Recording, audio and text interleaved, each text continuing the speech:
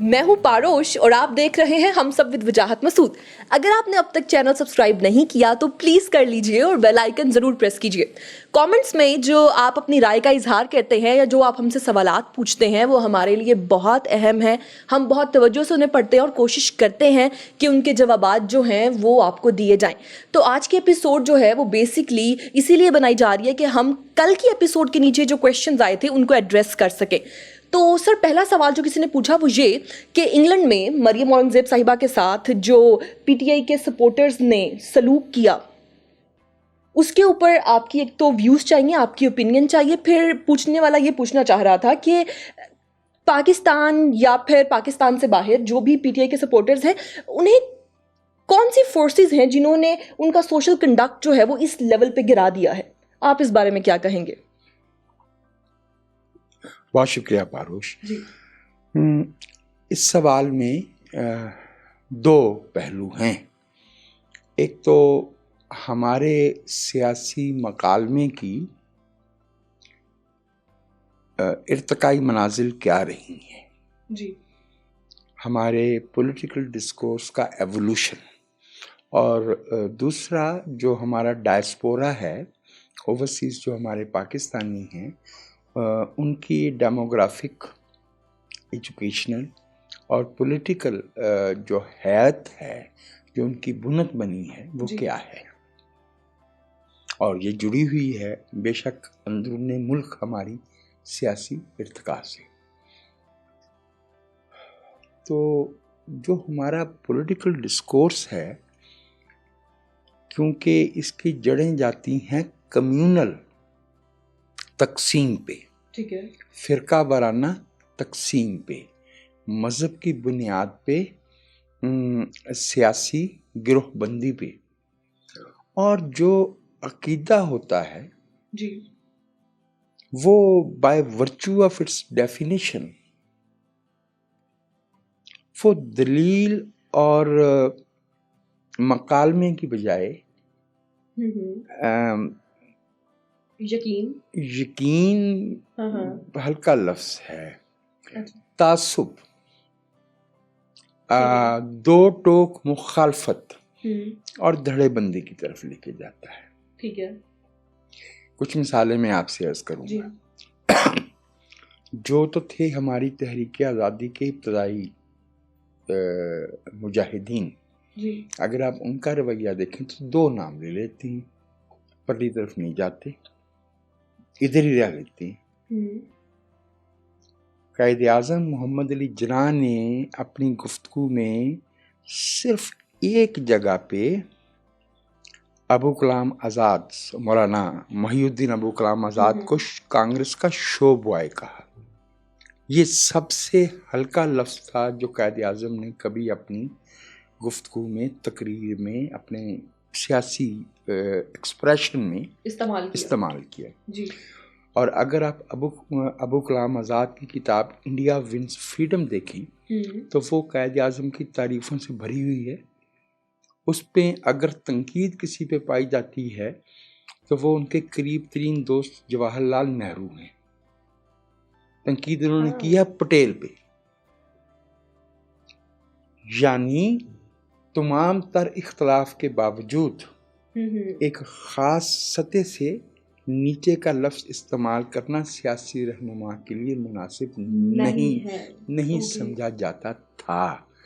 लेकिन जब पाकिस्तान की तहरीक चल रही थी जी, तो इसमें जो यूनिवर्सिटीज़ के, कॉलेजेस के तालिब इल्म थे जी, वो मकालमे को नीचे ले गए। एक तो मैं आपसे ये अर्ज़ किए दूँ कि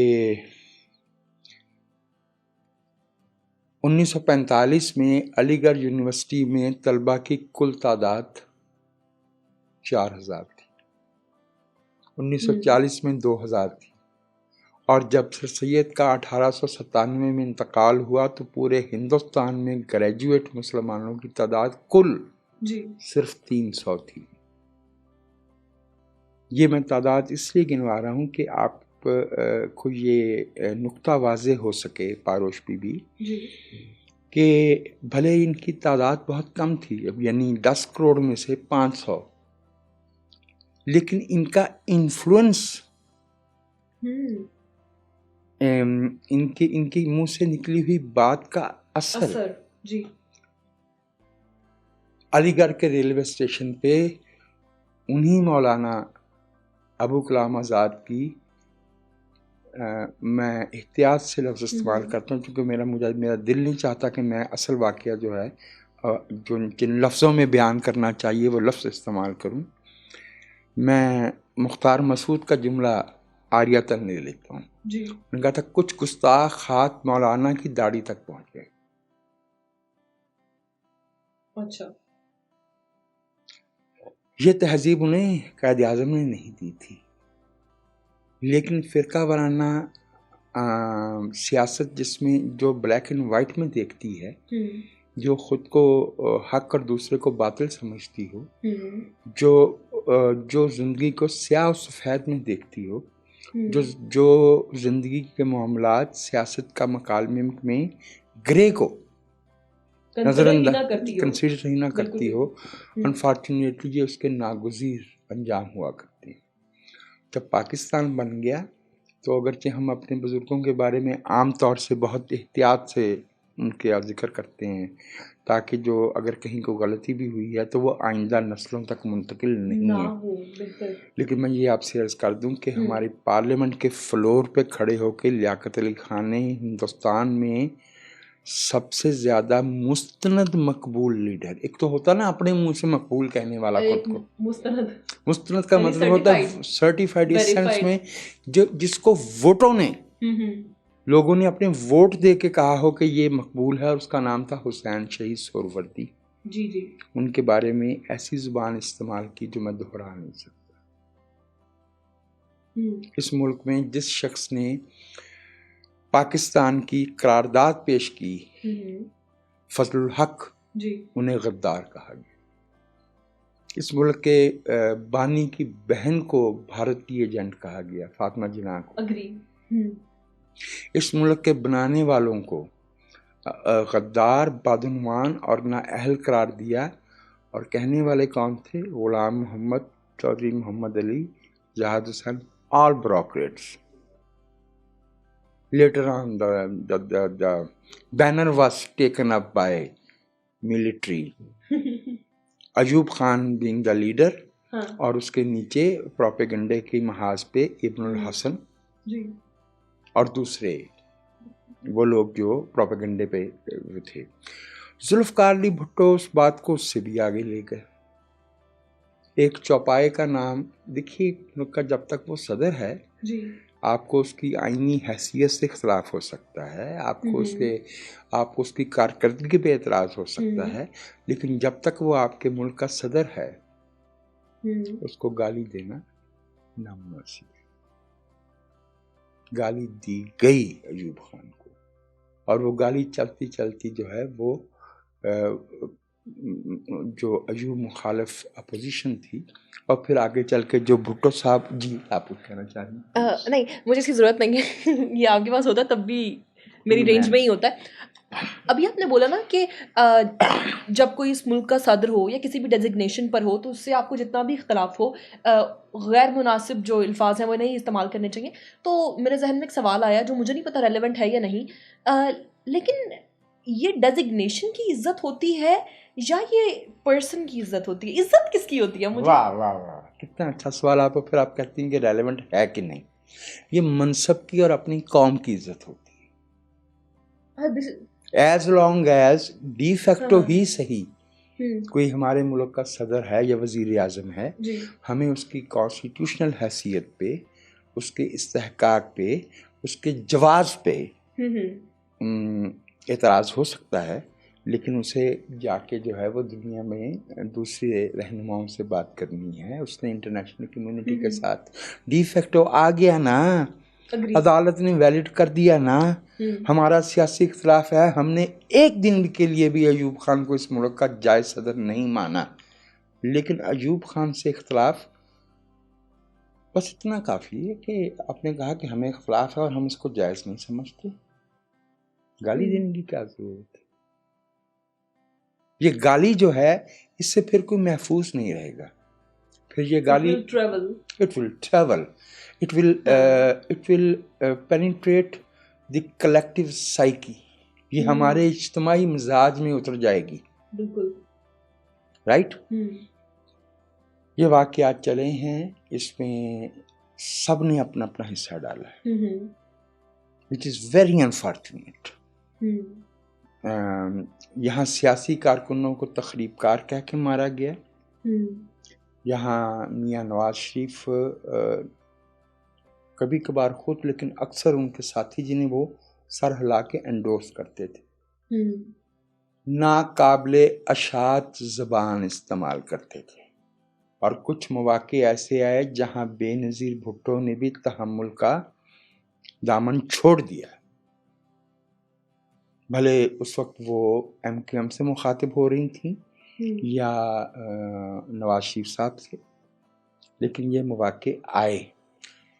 چونکہ عمران خان صاحب کی جو نمود ہے جو وہ ہوئی ہی اس پولرائزیشن میں ہے جو ہمارے ملک میں بنیادی دھارا ہے, سیاسی اور غیر سیاسی.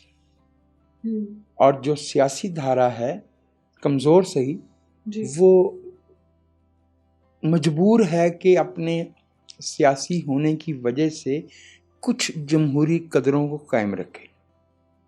اور جو غیر سیاسی دھڑا ہے چونکہ وہ غیر سیاسی ہے, غیر جمہوری ہے, طاقت کے بل پہ عوام کا حق حکمرانی ضبط کرنا چاہتا ہے, تو اسے کوئی آر نہیں ہے. وہ کسی کو چور کہے, کسی کو لٹیرا کہے, کسی کے ذاتی کردار پہ حملے کرے.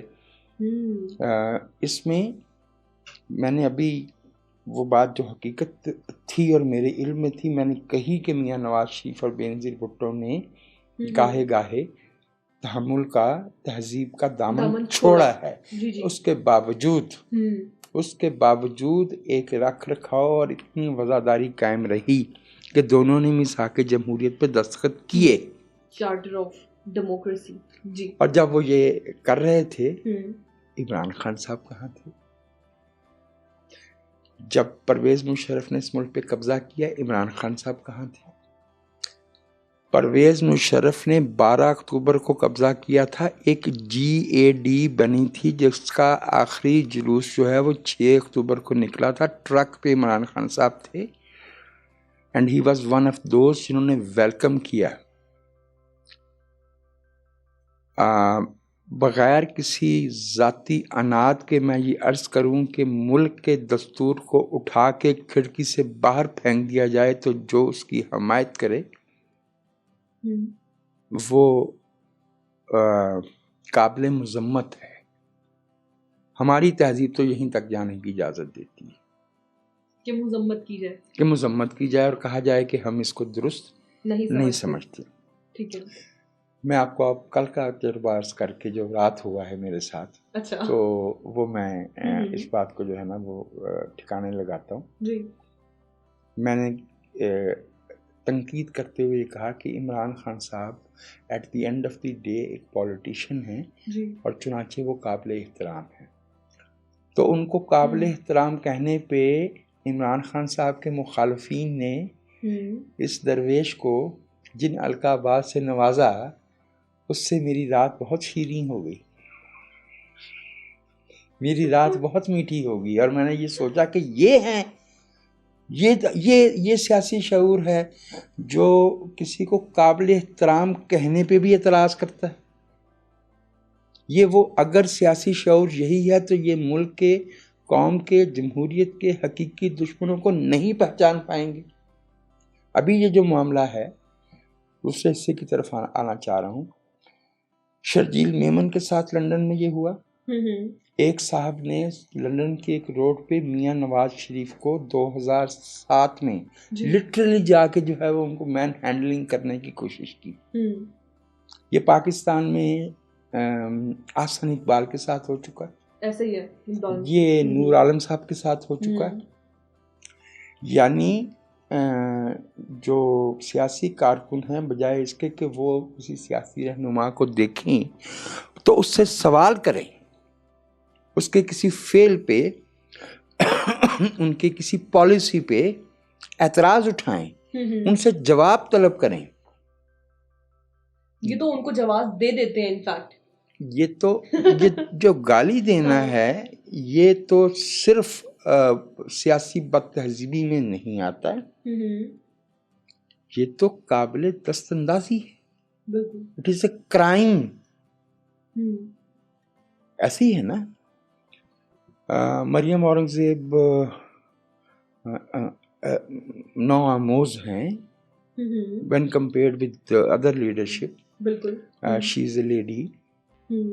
She is a political worker. جی. ان سے اختلاف کیا جا سکتا ہے, لیکن اختلاف کی کوئی تہذیب ہوتی ہے. یہ جو ہمارا ڈائسپورا ہے جی, اور جو یہ الگ نہیں ہے جو کچھ ہم نے اس ملک میں پچھلے 40 برس میں پیدا کیا ہے, اس کا کچھ ذکر آگے آئے گا کہ ہم نے پیدا کیا کیا ہے. لیکن میں یہ آپ سے عرض کیے دوں کہ ہمارے ڈائسپورا میں سے بیشتر جو ہے وہ انسکلڈ ورکرز گئے, اور یہ ہمارے ڈائسپورا کی ایک standing because of lack of education mostly, and because of their patriotism which actually is a euphemism for ultra nationalism. Ultra nationalism, بالکل. وہ جب ایوب خان جاتے تھے وہ تب بھی ان کے لیے تالیاں بجاتے تھے. جب بھٹو صاحب پاور میں تھے تب ہمارا ڈائسپورا بھٹو صاحب کے ساتھ تھا, پھر وہ ضیاء الحق کے ساتھ تھا, پھر وہ میاں نواز شریف کے ساتھ تھا, اور اب وہ عمران خان صاحب کے ساتھ ہے. نہ تب ان کے پاس اس کے لیے کوئی ریشنل تھا نہ آج ہے. یہ ایک اندھی نفرت کی اور اس بات کی علامت ہے کہ یہ نوجوان جو ہے یہ پولیٹیکل نوانسز کو, جو نزاکتیں ہیں, جو پیچیدگیاں ہیں, جو کمپلیکسٹیز ہیں, جو اس کے ڈفرینٹ شیڈز ہیں, یہ ان کو نہیں سمجھتے, کیونکہ ہم نے ان کو اس کی تعلیم نہیں دی. ہم نے ان کو صرف یہ سکھایا ہے کہ یا تو چیزیں بلیک ہوتی ہیں یا چیزیں وائٹ ہوتی ہیں.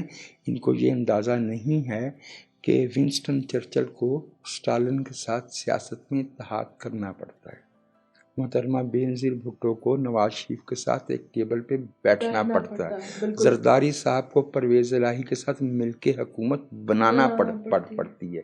اگر آپ سیاسی عمل میں ہیں تو سیاسی عمل اپنے مخالف کو ایلیمینیٹ کرنے کا نام نہیں ہے, اس کے موقف کو جو ہے وہ اس کی جو پوزیشن ہے, اس کا جو نقطہ نظر ہے, اگر آپ کو اس سے اختلاف ہے تو اسے واضح کرنے کا اور بیان کرنے کا حق ہے. جی, ابھی ہم نے تعلیم کی بات کی اور جو اگلا سوال ہم سے پوچھا گیا وہ بھی تعلیم پر ہے.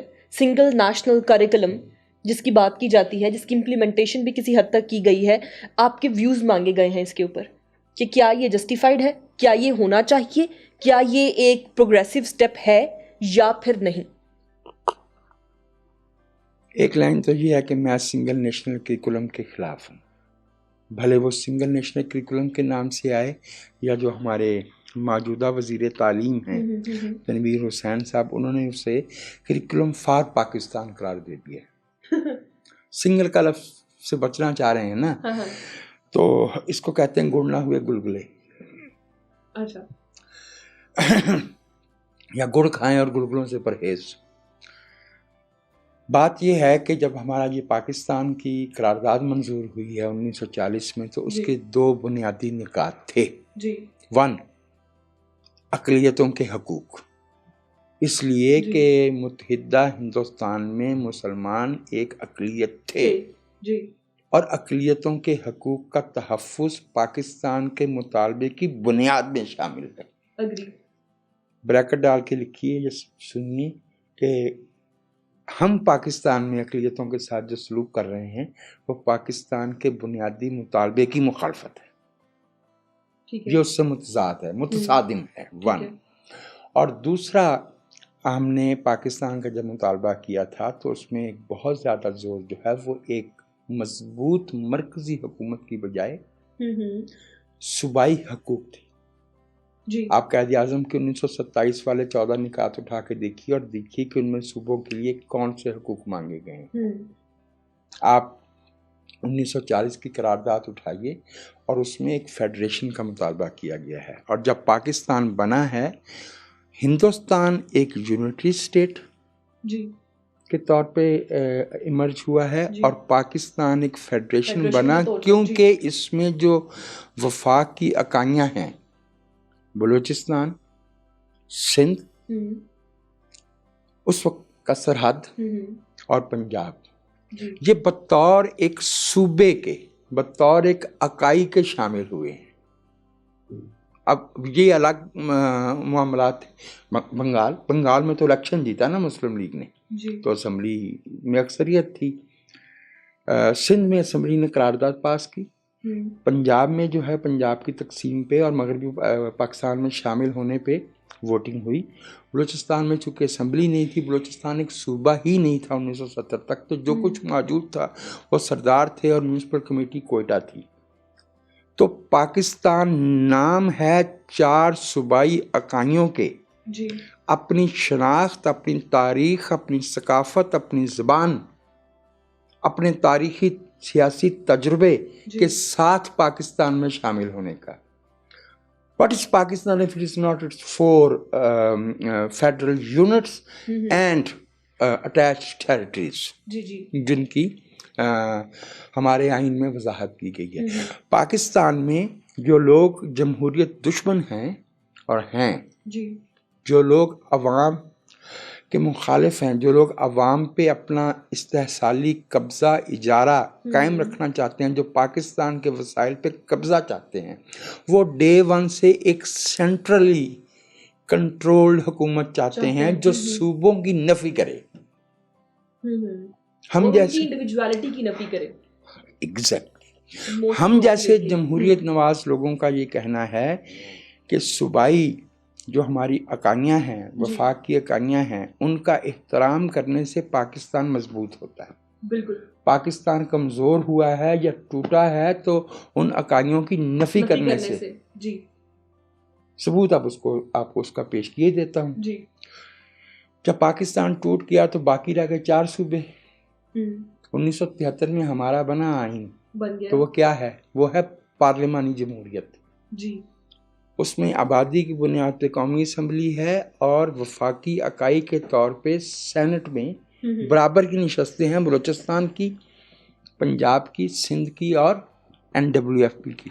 ایسے ہی ہے نا. یہ 1973 میں بنا. یہ ان لوگوں کو پسند نہیں آیا جو پاکستان کی اکائیوں کی نفی کر کے اس پہ ایک مرکزی حکومت جو بائی ڈیفینیشن آف پاکستان ایک استحصالی اور جمہوریت مخالف اور جمہور مخالف حکومت ہوگی، وہ امپوز کرنا چاہتے ہیں. 1985 میں ضیاء الحق نے 8ویں آئینی ترمیم میں 100 سے زائد شقیں بدل کے ہمارے پارلیمانی آئین کو صوبائی بنا دیا. جو صوبوں کے اختیارات ہم نے طے کیا تھا 73 میں کہ 10 سال یا 3 اسمبلیوں میں ہم صوبوں کو یہ اختیارات دے دیں گے، اور جو ڈوئل لسٹ آف سبجیکٹس ہوتی ہے نا اختیارات کی، وہ ہم ختم کر دیں گے. تو 3 اسمبلی اور 10 برس کہاں، پہلی اسمبلی اور 5.5 برس کے اندر 4.5 سال کے اندر ہم 77 لے آئے. ضیاء الحق صاحب آ گئے. تو ضیاء الحق صاحب نے ہمارے دستور کو پھر سے صدارتی کر دیا. تو ہم کوئی 14 برس اس ایفرٹ میں رہے کہ let's restore the parliamentary character of the constitution. جب ہم نے فروری 1981 میں MRD بنائی، movement for the restoration of democracy, تو اس کے 4 نکات میں سے ایک صوبائی حقوق تھا. تو ہم نے 14 برس کی محنت سے بڑی مشکل سے صدر سے کچھ اختیارات واپس لیے، مثلاً 58(2)B وغیرہ، لیکن پورا جو ہے وہ واپس نہیں لے پائے تھے. کہ پرویز مشرف تشریف لے آئے اور نومبر 2003 میں انہوں نے ایک دفعہ پھر ہمارے دستور کو صدارتی کر دیا.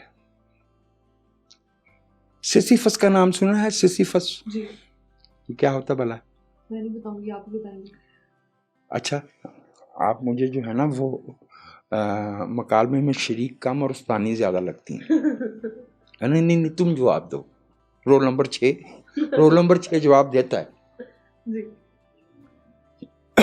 سیسیفس گریک میتھالوجی میں ایک کریکٹر ہے جس کو دیوتاؤں نے یہ سزا دے رکھی ہے کہ وہ نیچے سے پتھر اٹھائے اور پہاڑ کی بلندی تک چڑھے، اور جب وہاں چڑھے تو وہ پتھر پھر نیچے آ گرے گا، وہ پھر نیچے آئے، پھر اٹھائے، پھر چڑھے.